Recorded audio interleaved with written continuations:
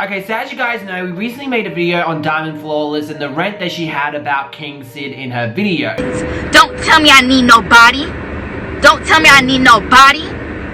I pay $1,900 a month at my freaking apartment at UCF to go to UCF. She claimed that Jason hurt. I'm finna let you on the plane to Dominican Republic on my freaking family's wedding just so you can choke me and again. Now, one of you guys left a really good lead on my page. I remember that video when they was still together and she was saying how she was so drunk and she didn't remember anything. I think it was on his page when they went to some wedding and everybody in the comments caught it. We're able to find the video which gives little hints of the situation that possibly could have happened between Diamond and King at the Dominican Republic. As you guys know, on the videos I was working with King Cid and Diamond part 1 and part 2. From the looks of it, Diamond and her dad left one big part out of that story, and today we're gonna go back in time and dive into that trip.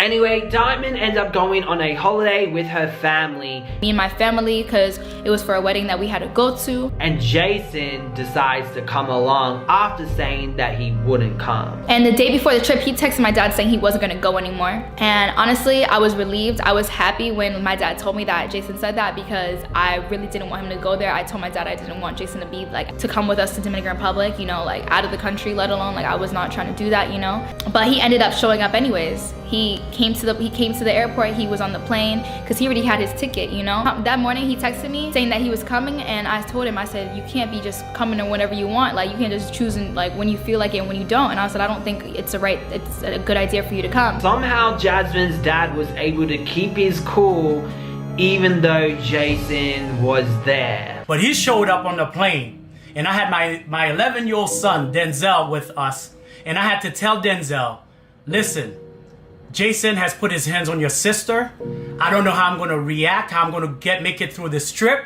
I've been very close while she's around him, so that way he doesn't do certain things to her that it might be too late. Now, Diamond's dad never really shared his full side of the situation of what happened in Dominican Republic. He never explained how he handled Jason and her being together. He never explained how he was looking over and taking care of Diamond while she was with Jason. But Diamond did explain a situation that did happen in one of her videos. I'm gonna talk about something that happened to me literally a few days ago, and I almost died, like literally died. That was like the worst I've been health-wise, I swear. Like, I'm not even trying to be extra dramatic. I'm literally telling the truth. Like, wow. My girlfriend's not feeling good right now. She then talks about how she got really lit at a wedding. It was the night of the wedding. We was getting lit. Everybody was lit. I was like one of the bridesmaids. Okay. So I drank mojitos, and I think I don't know how many I had, maybe like 2. All right, there were shots of marijuana, which it's actually dark liquor, and in mojitos they put like vodka. I was feeling kind of tipsy during cocktail hour, and that's just cocktail hour before the actual reception. Okay, so then me and Jason ended up taking a seat or whatever. He took some shots too of the marijuana. He didn't have any like real drinks, regular drinks. He just had some shots of it, but he was not drunk or anything, and he didn't drink as much as me because I was drinking when no one was drinking. I was drinking regular drinks, you know, like not like this, but just drinking. Oh, I was gonna say white. Oh. There was mojito. Mama, She talks about how throughout the night she kept on drinking. Jason kept bringing me to the bar. Like, I'm not gonna say it's Jason's fault, but I'm just saying, like, Jason was like, okay, like, I don't remember asking for drinks, but we were just going there, like, you know, guano, sips of wine, mojito, shots of tequila. I was so drunk. I remember the whole wedding reception, the whole cocktail hour. I remember that. Then I remember walking to my room. Apparently, right before I walked into the room, like, Jason had to carry me. And I don't know, I don't remember that. I just remember walking like right in front of the building to the room. I blacked out. And then she explains how she blacked out and how the next day Jason explained the whole situation and what happened. So basically, he said he had to carry me, and I guess He carried me to the room and stuff. We got to the room. We had our own room separate from my dad and brother. And he told me that we did some things that I honestly have no recall over. Like I'm telling you, I don't remember anything up to like, the last thing I remember is walking to the room. And then I woke up. So a lot of stuff happened apparently that I'm not aware of. That's like kind of scary to me because like if you're not with someone you trust or know like that, like they can do stuff to you, like, you know what I mean? Like they can take advantage of that situation. It's not a good like feeling to ever think that people can literally take advantage of you. You not even remember it. I can't even remember it still to this day. So whatever, it doesn't matter. And that's really interesting because previously he choked you, correct? And your dad was staying really close to you, but yet you guys had a bedroom to yourself. And I was in a dress, okay? Like when I went to the wedding and stuff. So when I wake up, I'm in a robe, I'm confused, right? And Jason's looking at me and I'm like, I thought he was gonna be mad at me low-key. He just started telling me, he's like, oh, like, yo, last night was crazy, like, and he started telling me all this stuff. And I'm like, no, what? I said, no, I don't remember. And he started showing me videos and I was like,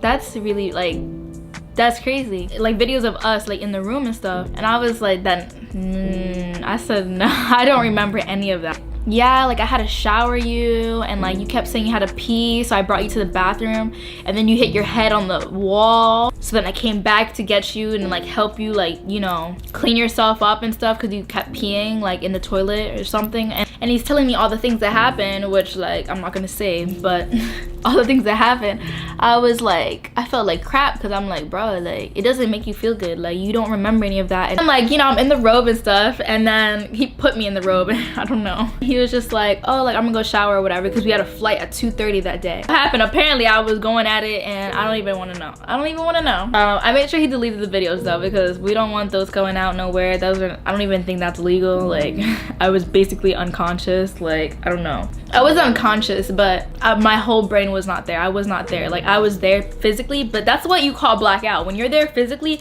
but you're not actually there, like mentally. Like that stuff is crazy. I could be filming this whole video and then not even know I did that. Like that's sick. So this brings up the question, why would you get so drunk with someone who previously have choken you? Why would you put yourself in that situation? I'm not saying it's okay or excusing what he did if he did do something to her. But what I'm saying is if she did get choked and she's claiming that she got choked, wouldn't you not want to put yourself in a situation when you're blackout drunk with someone who abused you?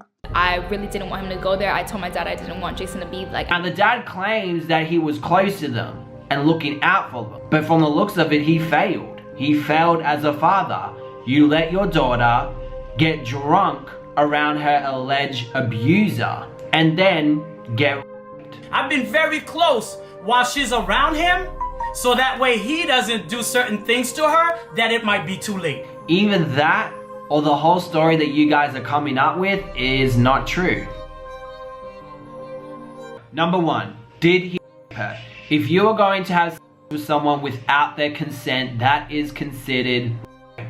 And he's telling me all the things that happened, which like I'm not gonna say, but all the things that happened, I was like, I felt like crap because I'm like, bro, like it doesn't make you feel good. Like you don't remember any of that. And now, doing that with someone under the influence is considered, and it's like, why would you delete the video footage if you have evidence of that and you know he did that to you? He told me what happened. Apparently I was going at it and I don't even want to know. I don't even want to know. I made sure he deleted the videos though because we don't want those going out nowhere. Those are, I don't even think that's legal. Maybe at the time she normalized it, but if you are in a relationship with someone who's abusing you and you knew you didn't want him to come to Dominican Republic, it's just so weird, bro. It doesn't make sense. Is it possible that later on she realized that he really did take advantage of her, knowing how he was and stuff, and how she was so in love with him that she accepted it? Again, this is someone that didn't want to press charges on him. I'm gonna let you on the plane to Dominican Republic on my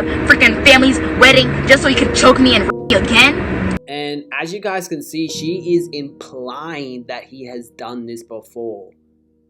So, from the sounds of it, twice. At the end of the day, there is no evidence or proof of this, and it's something that the court should decide, which it looks like they had decided, and that's due to lack of evidence and maybe how they handled the whole situation together. If there's anything that I learned from this, I learned how not to handle a situation when I will be in an abusive relationship. If you are in an abusive relationship, seek help straight away. Call the police if you need to, if your life is in danger. Do not go on holidays. Do not be passive aggressive. Take action now. And honestly, at the look at this and how she's acting now, it really looks to me that it's a cry for help. So what do you guys think? Let me know.